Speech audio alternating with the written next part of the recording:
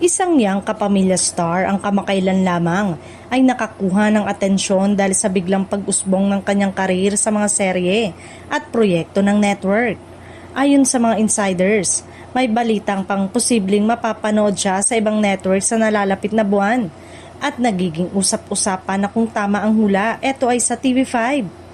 Wala pang opisyal na anunsyo ngunit may ilang nakakita sa kanya sa mga lugar kung saan ginagawa ang bagong project. Ang misteryoso ay ang timing dahil may ilang kapamilya project pa rin siyang tinatapos kaya nagiging palaisipan kung paano niya pagsasabayin ang lahat.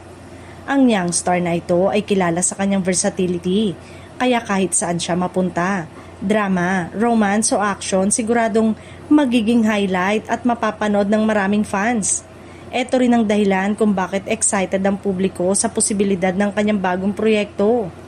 May mga insiders din na nagsasabi na ang role na gagampanan niya ay may malaking pagbabago sa imahe niya na magpapakita ng mas mature at daring sa side ng kanyang talent.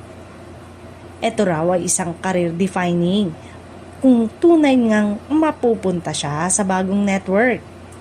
Ngunit habang lumalapit ang panahon ng official announcement, pinipilit ng young star na tapusin ang kanyang kasalukuyang commitments ng maayos. Ramdam ng kanyang mga co-star at production team ang professionalism at dedikasyon niya. Kaya kahit may balitang paglilipat, may respeto pa rin sa kanyang original na network. Sa ngayon, ay wala pang opisyal na detalye tungkol sa eksaktong palabas o role. Kaya patuloy ang speculation ng mga fans, pero isang bagay ang tiyak.